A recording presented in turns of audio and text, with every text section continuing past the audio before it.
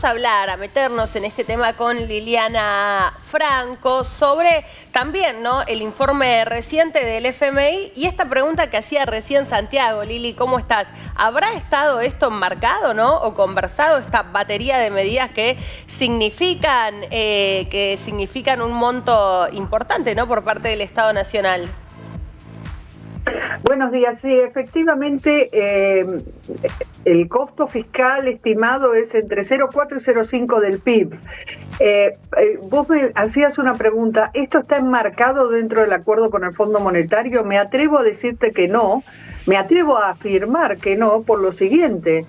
El Staff Report que se dio a conocer justamente el viernes a la tarde, en esas 111 páginas, que es una radiografía de la economía argentina, ahí surge claramente que el Fondo Monetario pide una reducción de acá a fin de año del 11% del gasto público, pide también que se bajen en un 5% los salarios de los empleados públicos,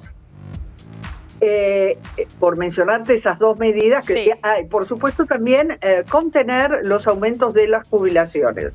O sea que te das cuenta que las medidas que anunció el gobierno ayer no tienen nada que ver con lo que te estoy diciendo.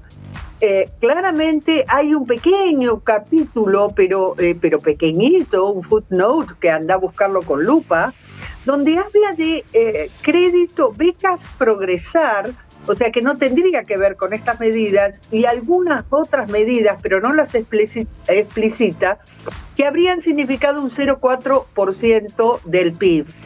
Ahora, no parece ser las mismas medidas que estamos hablando acá, porque si no estarían expresadas.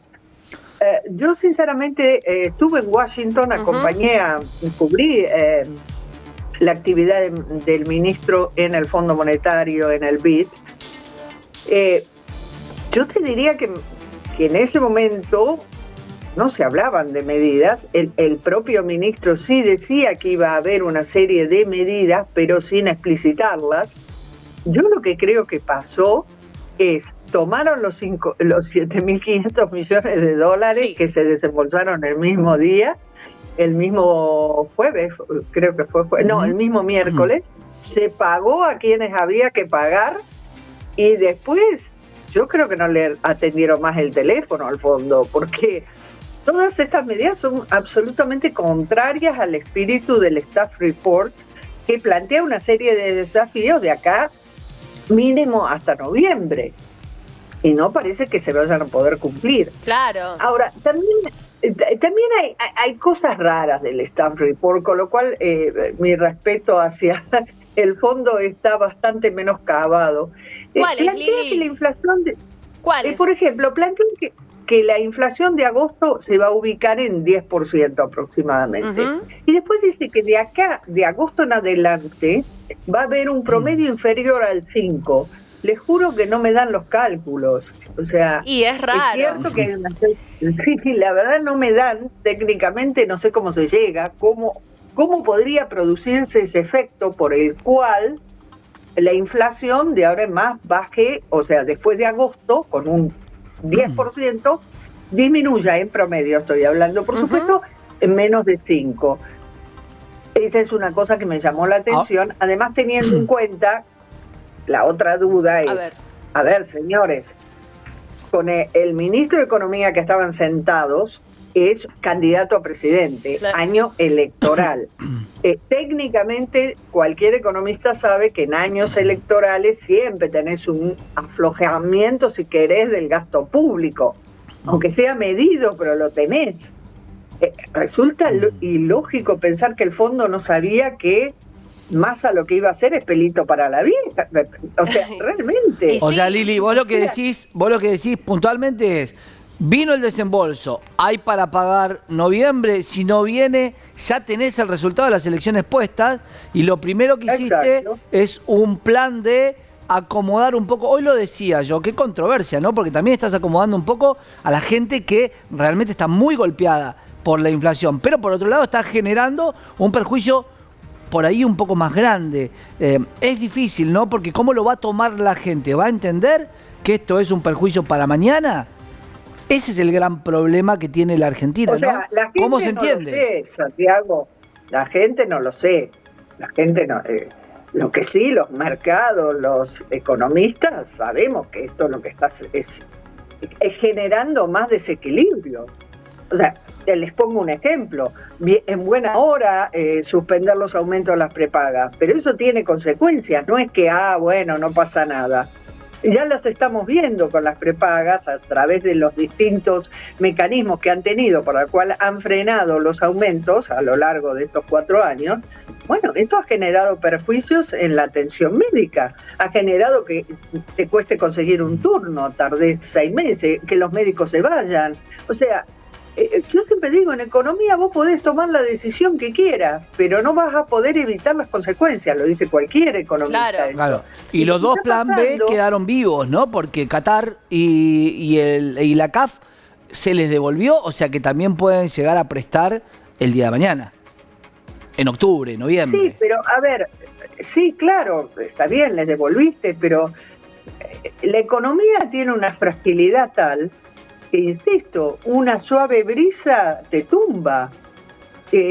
Todas estas medidas que se anunciaron, por ahí algunos, o sea, yo no voy a negar que mucha gente va a sentir cierto bienestar, pero no nos engañemos, son inflacionarias. O sea, nos podemos quedar con el título, voy a tener sumas que fija, voy a tener un incremento, pero tienen costos. Bueno. Y los costos son la inflación que tenemos en la Argentina, porque, a ver, la inflación que tenemos no es producto de un marciano que aterrizó en Argentina, es producto de consecuencias económicas, de decisiones económicas. Después podemos discutir si te gustan o no. La realidad es que hay muy pocos países en el mundo que tienen alta inflación. Argentina es uno de ellos. Y eso es una decisión política, no es un tema que nos pasó solo a nosotros. Y bueno, las medidas que anuncia ayer Massa lo que buscan es paliar un poquito una devaluación, a mi juicio, desordenada. Claro, claro. Entonces, corres de atrás.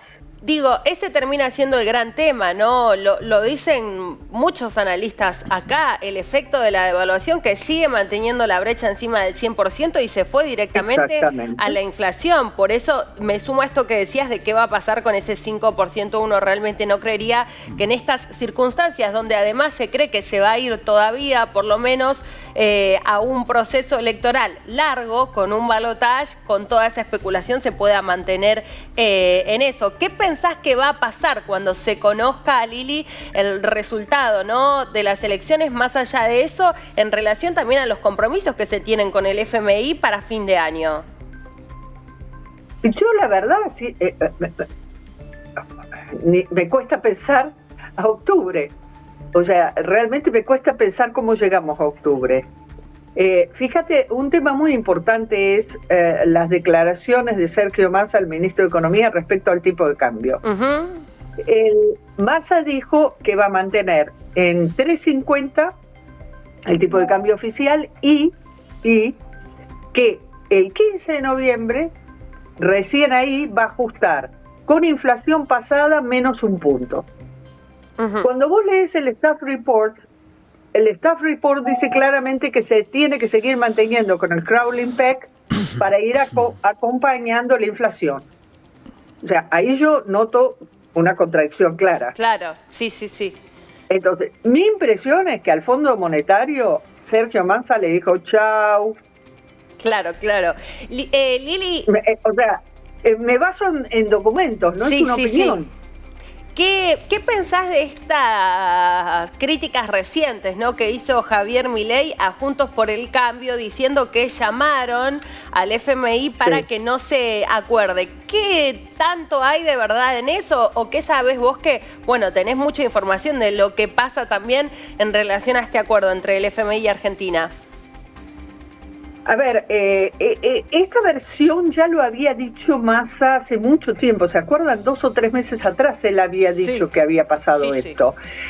Lo que pasó es que el Fondo Monetario mantuvo reuniones virtuales, tanto con Juntos por el Cambio como el equipo económico de Milei, con Milei, ¿no? en esas nuevas reuniones conjuntos por el cambio, aparentemente se habrían reiterado economistas juntos por el cambio, en particular el pasillo decía que había sido Hernán Lacunza el que habría dicho no le den ningún tipo de desembolso a Argentina. Yo, como les comenté, estuve en Washington en el Fondo Monetario. El fondo reconoció que mantuvo ambas conversaciones y en off the record dicen que sí, que vieron una actitud, estas fueron las palabras, por favor, más colaborativa hacia Argentina, no estamos hablando del gobierno, hacia Argentina de parte de Milei que del otro partido, pero más de ahí no dijeron. Con lo cual es posible... Sí.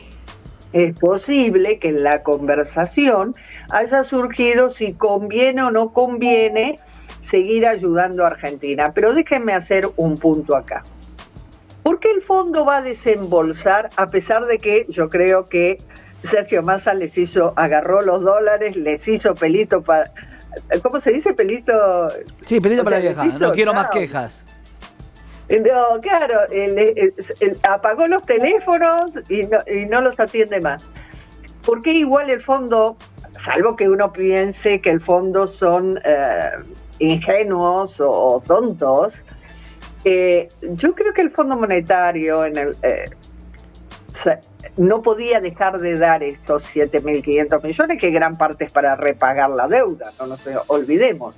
O sea, no es que son todos dólares que le da Argentina para intervenir en el mercado. En realidad no, prácticamente hay discrepancias incluso entre los técnicos de cuánto realmente de libre disponibilidad le queda. Porque no quiere ser responsable de una caída. Vuelvo a reiterar, Argentina tiene una fragilidad económica tal.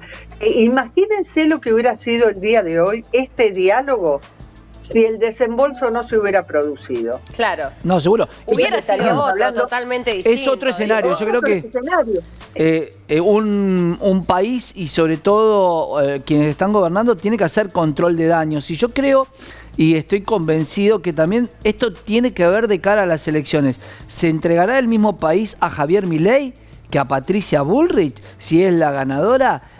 Porque Javier Milei, al parecer, es un contrincante esporádico en función de la política.